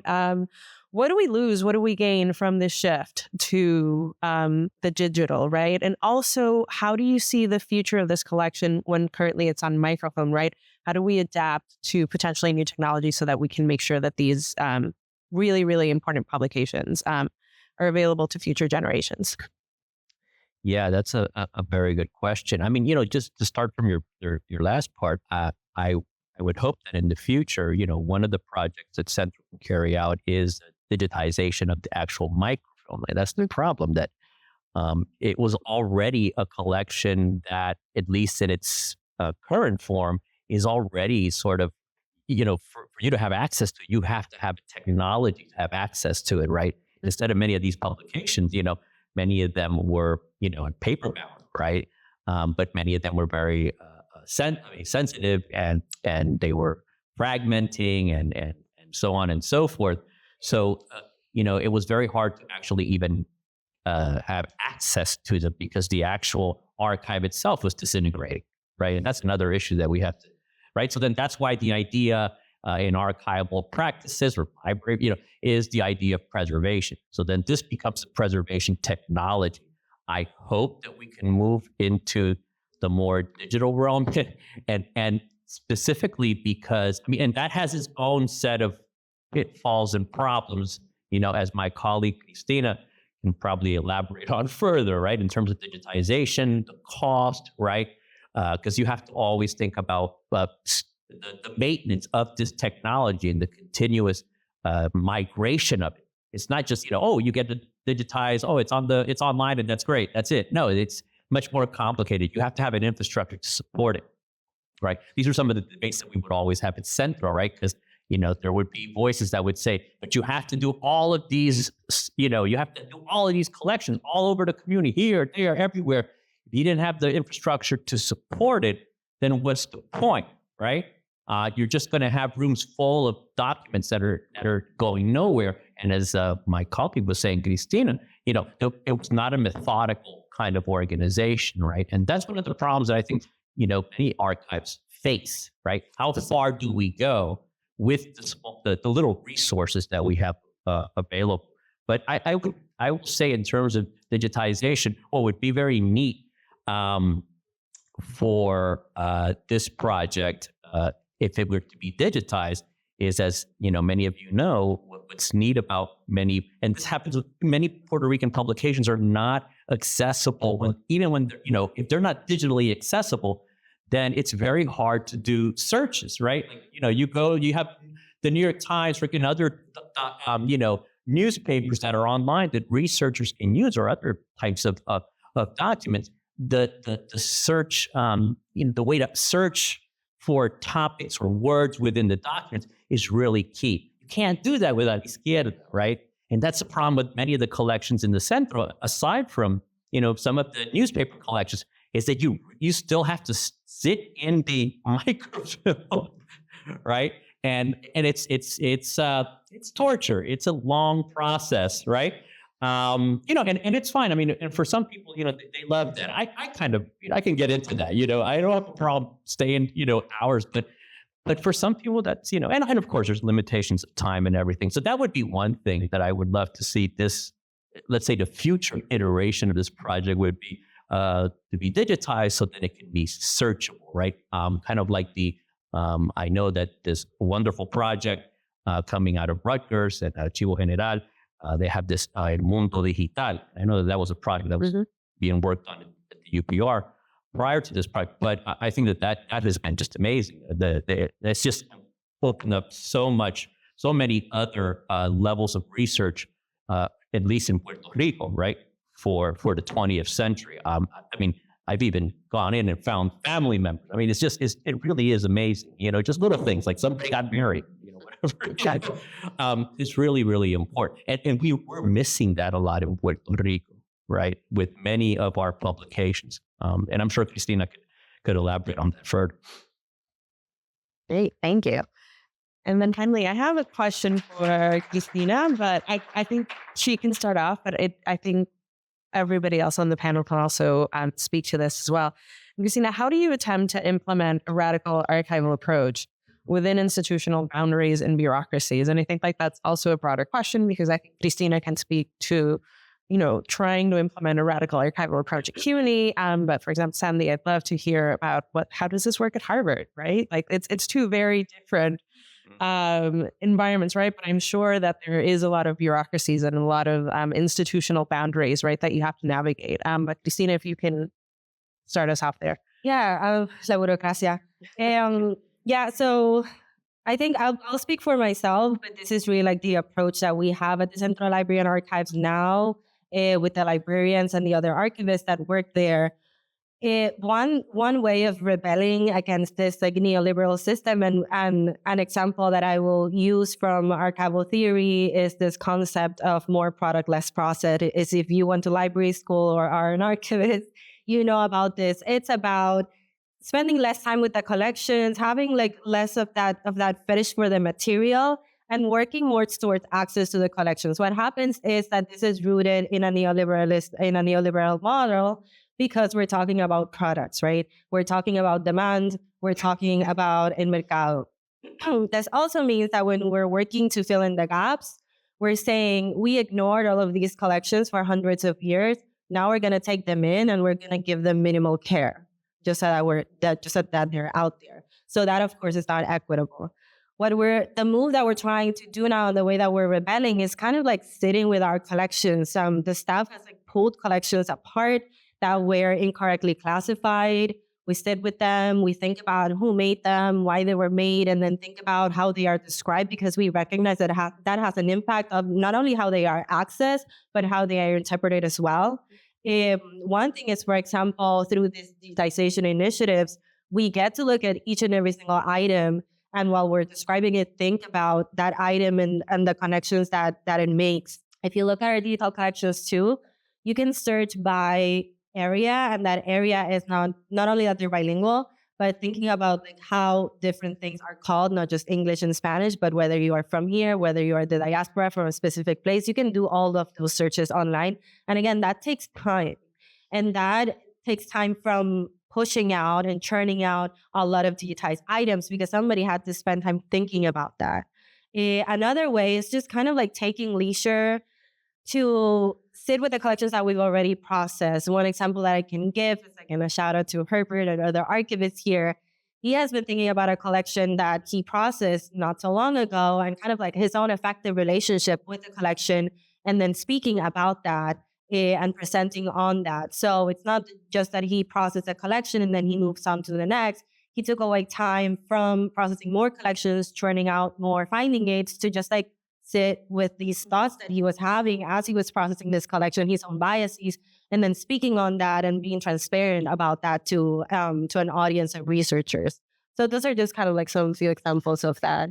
And to speak to the obstacles is that our funders want to know how many linear feed we've processed. They want to know how many items we've processed. They want to know how many people come to our events, right? Like I can't submit a report on people that I talked to that just showed up at the archives and we had like a very lovely conversation, right? And that's really what matters to me as an archivist. But to this grant funding agencies, that's not what they're looking to hear. That's not what they see as progress. Should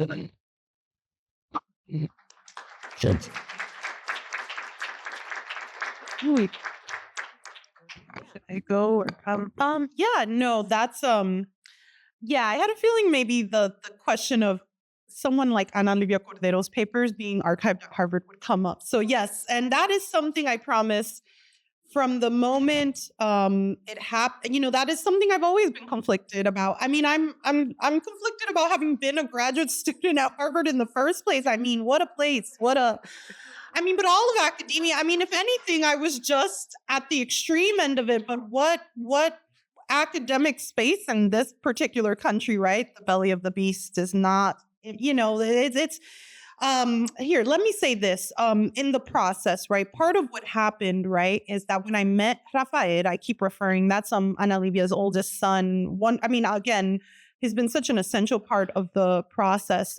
As I mentioned, I had asked literally Puerto Rican friends, have you heard of this? And then literally, I think someone got back to me with the movement lawyer. Someone had been asking, I got in touch with one of the Proyectos lawyers, who then put me in touch with Ana Livia's great niece through the great niece. And then I found Rafael through Facebook. Long story short, I finally met Rafael in person. And when I met him at the time, all the archive was in boxes and bags in his home. And before that, it had been in a storage unit for many years. And him and his brother were paying the monthly storage unit fee. And then before that, it had been in the house with Samuel in Vega Baja, and a part of it had been destroyed. So I think part of it, there's one aspect of it where the family and comrades and loved ones of Ana Livia had just been, holding on to these documents, and it becomes expensive, right? To kind of house and pay for storage. They had already started actually scanning. They had this whole story where one of the members of the group and Rafael apparently spent a weekend in a hotel room scanning some of the documents that were more at risk. And I remember at the time I met them, they actually gave me a USB with a lot of the PDFs. So, at the time, I was already a graduate student at Harvard, and Rafael, interestingly, his father, as I mentioned, Julian Mayfield, is kind of a big deal. And he had actually been involved. Julian Mayfield's papers are archived at the Schomburg, which is part of the New York Public Library system. And so he had been involved in the process, being in touch with NYPL and archiving his father's papers. And I guess it was just his personal decision, I did bring up Centro, me, and at the time there was one other scholar, Carlos Alamo. I got to shout him out. Carlos Alamo is a professor at Vassar who he has a book called Seams of Empire, which is not entirely about the Proyecto, but he has one chapter. His last chapter is about the Proyecto. Carlos and I met at around the time when I was starting to do research on Cordero. He was finishing his book and had come across some Proyecto members, and at the last minute decided to add this chapter. Anyway, when we were in touch and realized we were working with some of the same people, we talked about, Centro, etc. But I think, again, the son, Rafael, just felt that he was very interested when he started having conversations with the archivists at Harvard, that they were going to allow him, they were promising to digitize. For him, that was the priority. In fact, I called him last night because I knew this might come up. And he was like, Sandy, remember, a big part of why, I wanted to go with Harvard was that this question of them being able to, they did process it quite quickly. They received the collection 2014. By 2016, it was open to the public. It was processed. A large part of it was digitized. They had given him copyright privileges and Creative Commons. I think he liked that in some ways he had, I guess his experience with NYPL was a little different in terms of having all of those types of access rights as the donor of the collection. But in any case, no, that's a real question. I mean, here's how I've thought of it over the years. One thing, to give something to the Schlesinger Library, there are papers of some other really amazing women there. I liked that it was our archive and library focused on women. So, for example, Shirley Graham Du Bois's papers are there. June Jordan's papers are there. Angela Davis recently. I like that it's kind of, has these various figures. I kind of at the time thought it was kind of cool that there was an archive in Boston, kind of to my hope is that, Puerto Rican communities outside of New York in places like Boston or Massachusetts, right? I thought it, not that it was fully my decision, but that the decision that it did end up there was nice, that it could be, and it is open to the public. You can go, it's just like any other archive, you just set up an appointment. So I haven't fully followed up. I know that Harvard, another thing they did is that they created an online course where they have featured Ana Livia, and it has reached thousands of people. I sometimes randomly get emails or Twitter retweets of someone who's taken that online course. So I guess, it's the good and the bad. We know Harvard is one of these places that has the resources, but yeah, absolutely. Are they violent towards academics and students of color, women of, I think of my colleague, Loria Garcia Peña, what happened to her, me being a Dominican, I've had violence directed at me by Harvard. And yeah, it's a violent institution. It's also the institution with all these resources. And I think it gave some ease to the family and comrades that it was kind of after so long that these papers were just vagando, that finally they found a home. Maybe there's still a future for those papers in other places, but I think for the family, they're happy that a part of it is digitized. I hope that's helpful. Yeah. I have one more question for all of you before we move to a more general Q&A. I've also been really struck by what, Jorell showed the images of the labor archive at the UPR Macau, and, just the state of that, right? And the institutional neglect that we've seen at archives in Puerto Rico, just across the board. And it's reminded me of this really wonderful article in the Centro Journal by Jorell Salomon. It was published in 2022. Where she recounts this anecdote that I just will never forget, right, about how in the early 20th century, after 1898 in the Spanish-American War, the Library of Congress had a decree that documents pertaining to Puerto Rico had to be returned from Spain, including some very important collections. And the collections were put on a boat. The boat made a stop in Havana, and then a hurricane hit, and then all the documents were gone, right? So these histories that keep repeating themselves, right? And I guess my question sort of stemming from that is, how do we address this institutional neglect in the light of climate change, both as archivists, as researchers? Like, can you have any ideas? Can you point us reflections on what can we do to help preserve a lot of these collections? Is potentially the answer bringing things to the United States? Like, are we ready to make that choice, right? I know it's a big, tough question. It's a provocation, but I'd like to sort of hit at that question of like, what do we do when the infrastructure isn't there, when we know that there's a government that has no interest in putting in the work that's necessary to, preserve our history, right? And this is, again, the things that we are lucky enough to have in archives, not even thinking about all the things such as we've seen today that aren't necessarily held in these institutions, right? And so anybody who wants to pick that up can just get started. Sure. I mean, I don't have an answer to this, but I recently came across and was able to see a very big collection. I don't want to say what it is, but it was moved from an archive on the island to a big research institution here. And it documents, I think it's like a big trove of visual documentation of 20th century Puerto Rican history. And it's now here. And I think, well, that's awful, right? It's inaccessible to people on the island, but it wasn't accessible to people when it was on the island. It was, and right now it's full of mold, and now it's going to take thousands and thousands of dollars to clean each and every single item, thousands of items individually. So yeah, I don't have an answer to that. That is so sad, but at the same time, it wasn't accessible. It wasn't an archive. So yeah, sure, but it wasn't being preserved. And so what do you do? What do you say to that? And it's still inaccessible because it's unprocessed, but that institution is taking the steps and put aside a large chunk of money for that. I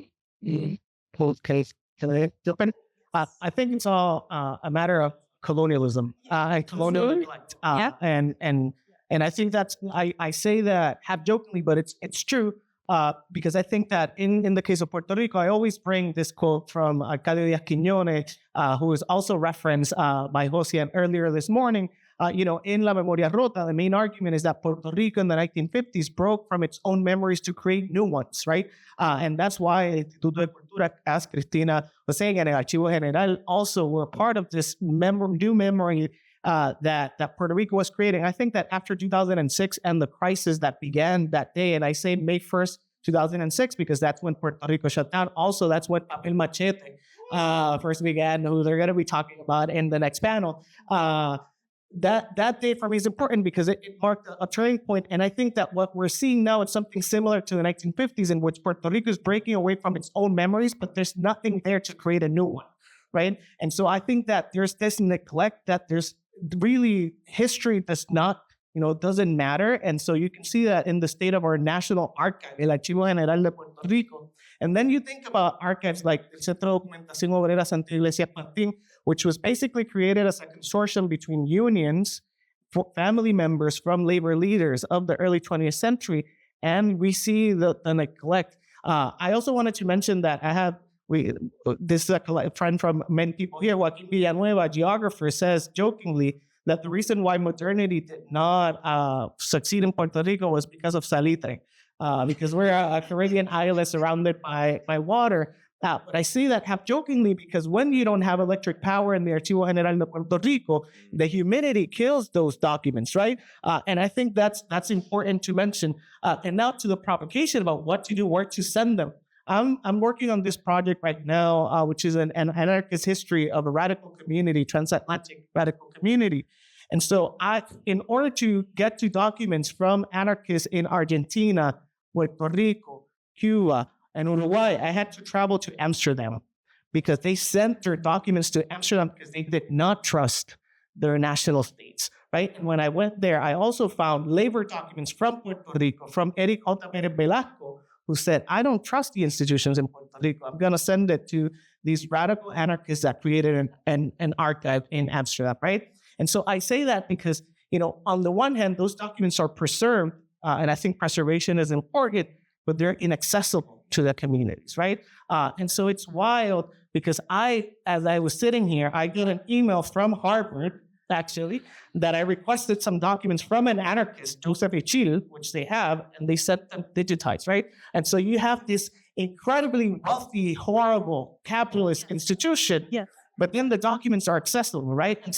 And so how do we deal with this conundrum? I want to say, I tell my students when I'm talking about controversial topics, it's not me, it's cited in the literature. And so I want to cite Fred Alding and Stefano Harney.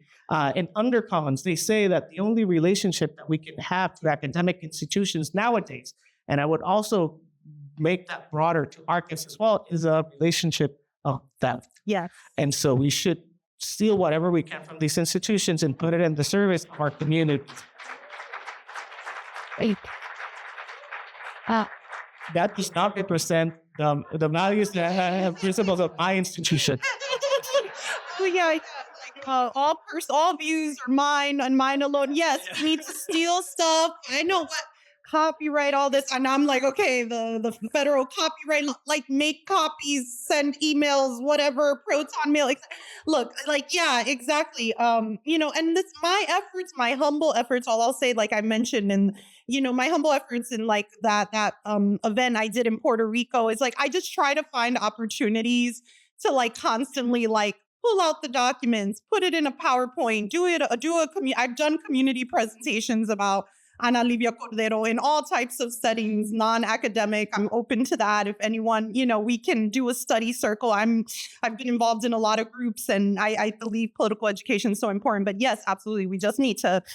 We basically need to have a revolution and decolonize, and we need liberation, and we need liberation of our peoples, our documents, our lands. And as the earlier panel had a lot of ideas for how you can reach that. So we need to do that. And it needs to be this like holistic process that takes into account also these objects, right? Whether they're in museums or archives, et cetera. So yeah, it's a complicated question and answer. Yeah. Thank you. What I wanted to say is also that the institutional support is so important, right? And I'm just going to talk at a very bureaucratic level to give you a sort of a lay of the land of what's happening in CUNY. So CUNY is, trying to develop this new archives initiative because archives throughout the system has been like the stepchild, right? And archivists always feel like they're kind of like, under the shadow, this is not Harvard or Yale, right?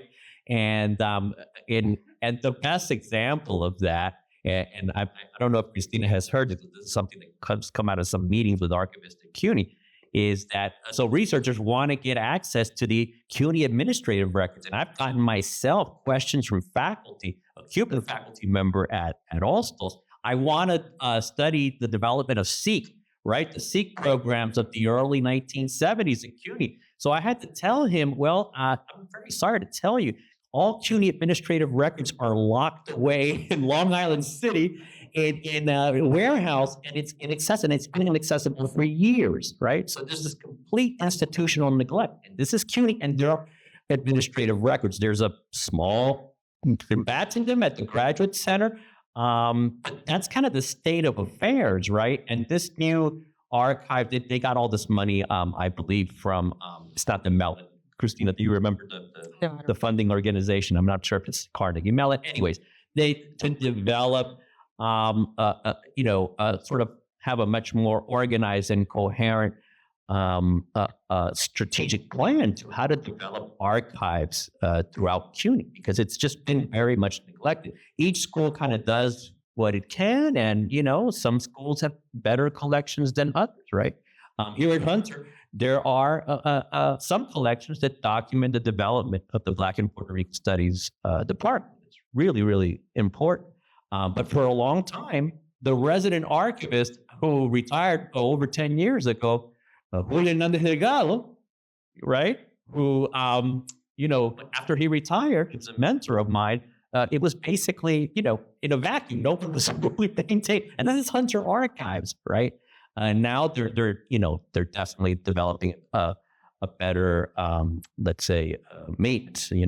They're maintaining the archives.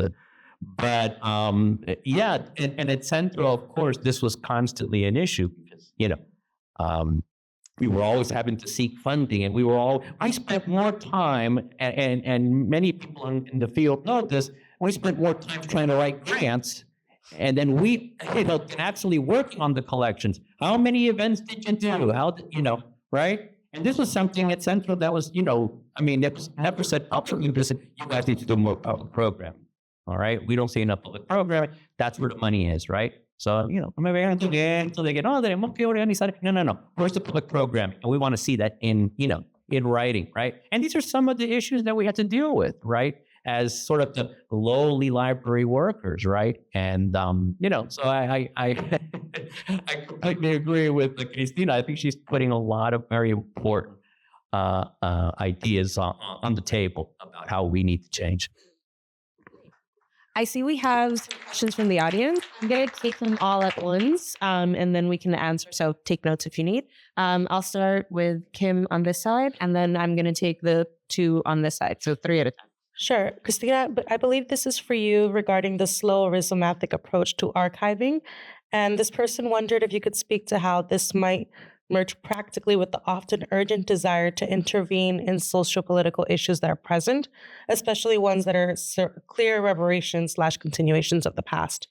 And then the other question, of course, is just advice for current library and archive students interested in the practice of decolonizing archives, especially in a neoliberal and elitist academy setting. So we'll take the first two from this side as well.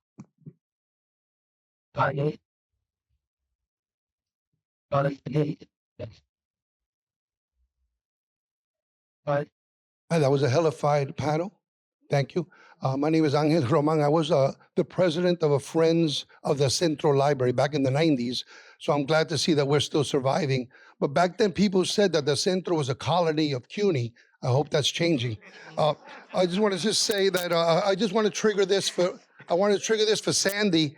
Sandy, a facet of Ana Livia that people may not know, and I'm just going to read an excerpt. Soy yo, mujer negra, mujer morena, mujer mulata, mujer trigueña, mujer que gritas con orgullo, soy bella. It's a longer poem, but maybe you want to comment on her poetry. Yeah. Hello, my name is Antonio Rodriguez. I write about the poet Mari Gloria Palma. I'm interested in finding out any sort of best practices for obtaining FBI records from the 40s, 50s, and 60s.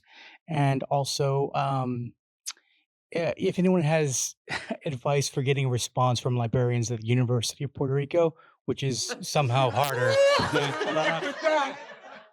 We'll take I've been working for the last 2 decades with the New Jersey Hispanic Research Information Center, which the center here is very familiar because they try to steal our staff. So we're the Centro version of in New Jersey. Now, if I may give you my 2 cents, because I heard certain remorse from some of the participants. Remember, by any means necessary. That's what, while we struggle, we have to preserve this by any means necessary. And if it means going to Harvard, if Harvard is going to digitize it, then so be it. I don't have any problems with that. We received $1 million grant recently to digitize the old information that we have at the Newark Public Library. Because the new information over the last 20 years, a lot of that is already digitized in its format. But we have, boxes and boxes of old stuff that's never been digitized. And now we're digitizing it. So, I mean, that's the crucial thing. And the last thing I don't know what you guys feel about, I know what's happening in Puerto Rico with the neglect about the archives all over the place, even the PSP archives and everything. But if we have funds money and institutions that can take, like that one from the university that's just sitting there. Well, let's bring it to the U.S. that might have some resources to do it. So, we have to deal with the reality that we have to preserve those institutions in Puerto Rico and here. And the diaspora might have more power in its numbers and access to resources than Puerto Rico. So if we have to do that, we'll do it.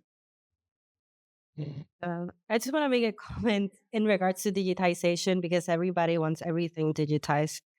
And we talk about that a lot, right, in the archives. One thing that we have to consider is the environmental impact of digitization. That's something that we all forget, and we think about accessibility, and we think about all of these other ideas of care around our communities, but we're not thinking about the long-term impact of all the energy that is used to digitize, to preserve all of these materials. That's one thing. The other thing is that I am all for digitization, but I also want to highlight that that is not the only way that collections are made accessible or that they are activated. I can see that because I am in the archives. Yesterday we had a class, and these students were looking at materials that are not digitized, and they were engaging with them, and they left Centro.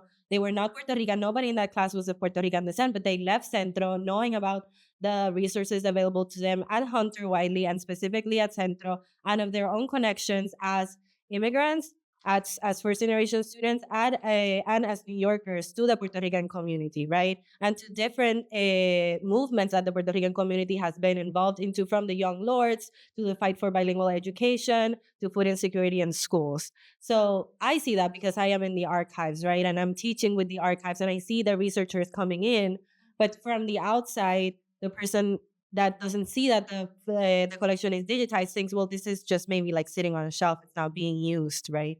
I just wanted to just put that out there because that is not the case. In terms of the urgency of archiving movements, when I talk about slow archiving, I'm not saying that it's the opposite of fast. I'm just saying that it's a different type of archiving. It's not a dichotomy, right? When we talk about the labor archives that are inaccessible, that are se están pudriendo, literally, right?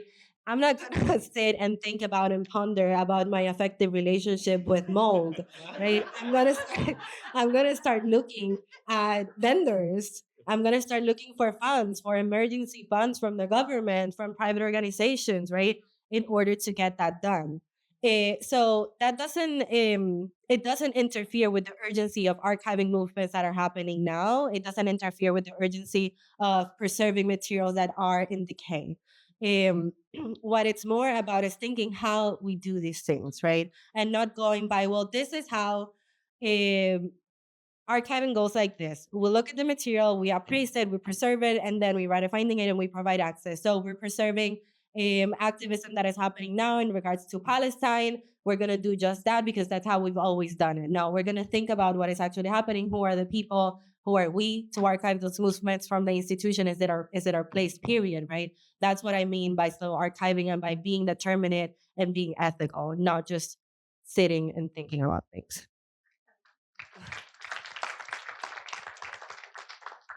I just want to say, yeah, being on this panel with Cristina has just really blown. You're just incredible. A lot of your theorizations, I'm definitely going to be thinking about this. I love what you said about the environmental impact of digitization. Also, one thing I'll say about that, it's so true. Like the beauty of working with the hard copies, like a lot of the Proyecto documents, one of them, David Pagan, as I mentioned, he passed away a few years ago.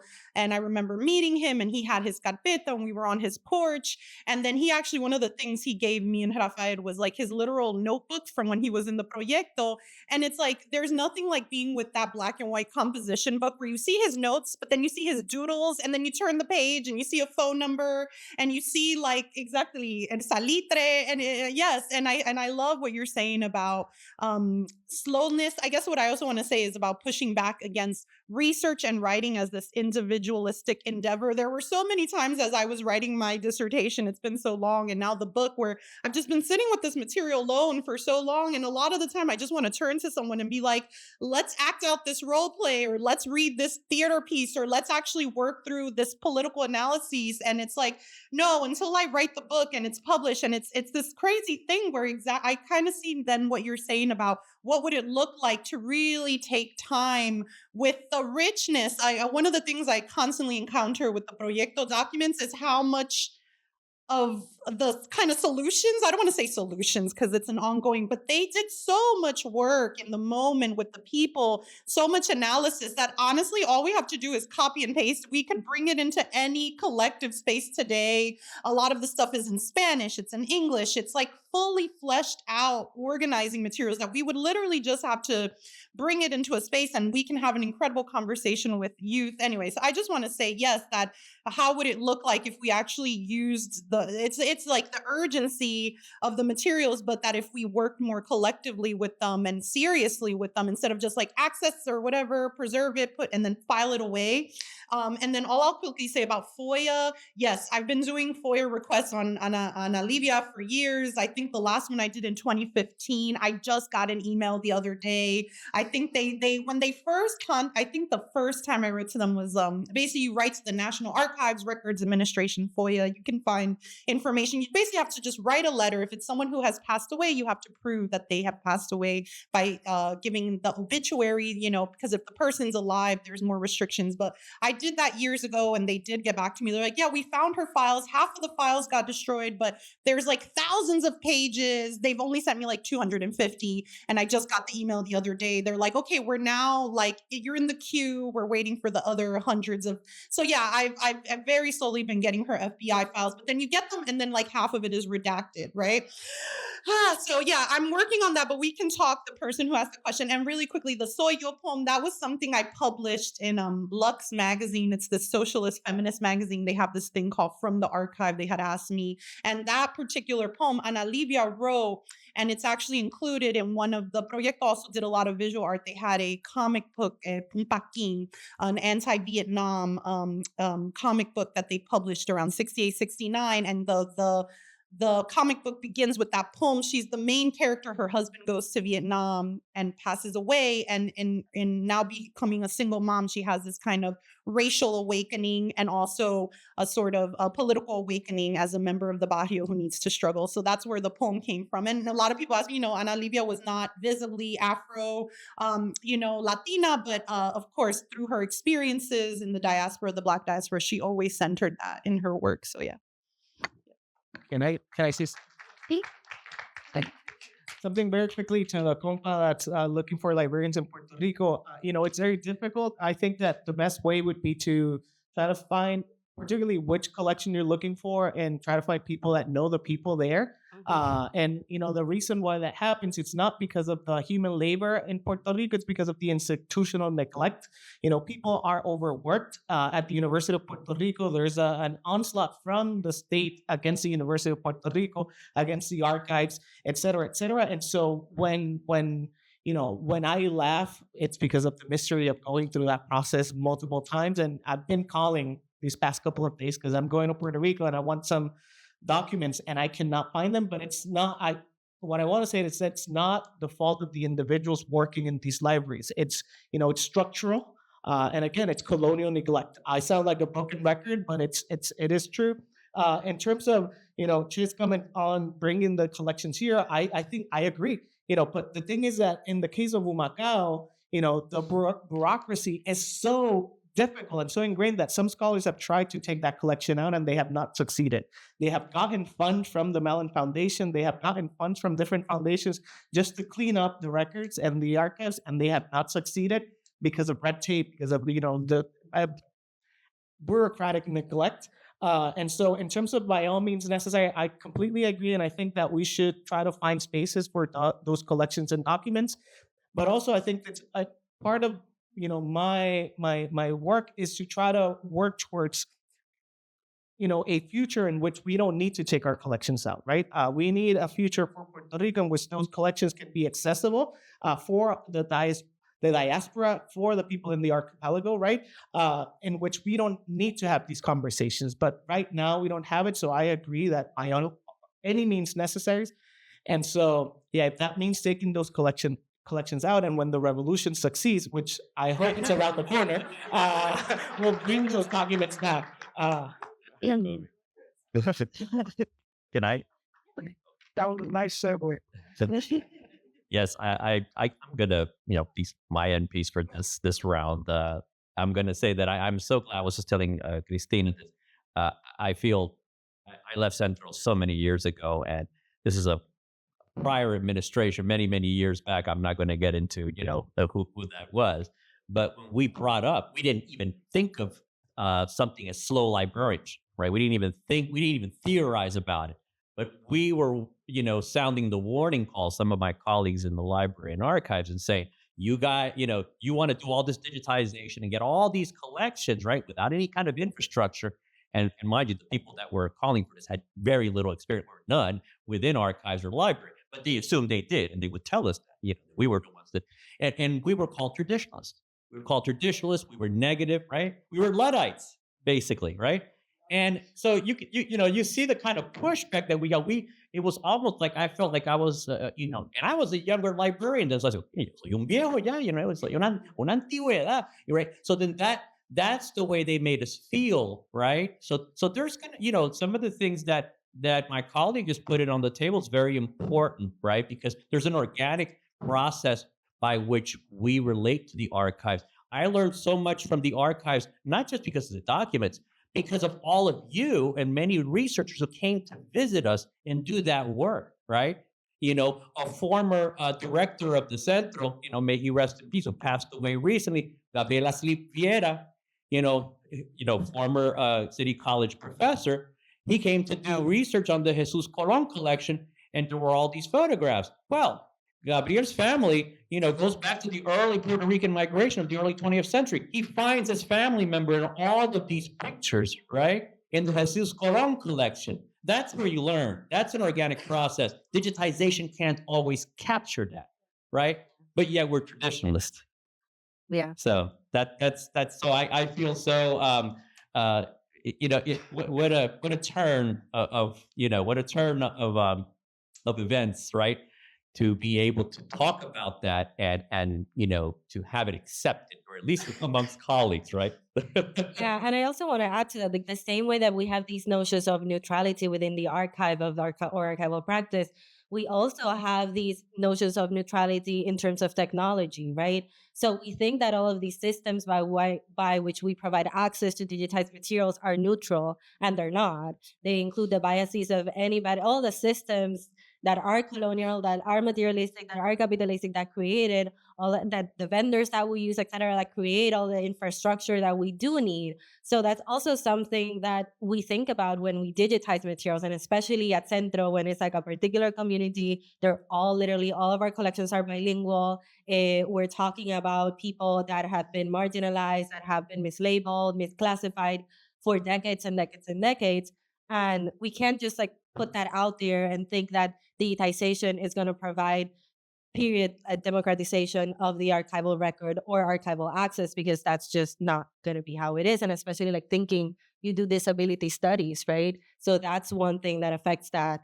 Just by having something online doesn't mean that it's accessible, and let's activate it. We have one last question, and then we're going to close out the panel. Hi, Marina Ortiz again. I remember in the mid-2000s, basically 20 years ago, the late Senator Jose Serrano created an online collection of Las Carpetas that I think he partnered with Centro. And so for those of us who are not in academia and who cannot access Centro often, what happened with that? I really would love to see that come back. Thank you. That's the question that I've been asking ever since some of the, in the last 10 years. I don't know what happened. That was part of that project was headed by one of our researchers, Ramon Bosque Perez. And Ramon Bosque Perez is an important researcher around Las Carpetas. He's written, right? Ramon, some of you may not know, Ramon Bosque Perez was one of the leaders of the 1981 strike at the UPR, right? He had a very interesting history and background. I believe he's on the island now. but I'm not really sure. And that's a conversation that we definitely have to have, because I know there's a transition at Centro now, and that would be wonderful. How do we get access to it? One little story about those FBI documents is I've always fascinated me. Ramon, I remember, told us that, so many stories. There's a famous story, for those of you who know Dominican history, Jesus Galindez, right, who was killed by Trujillo.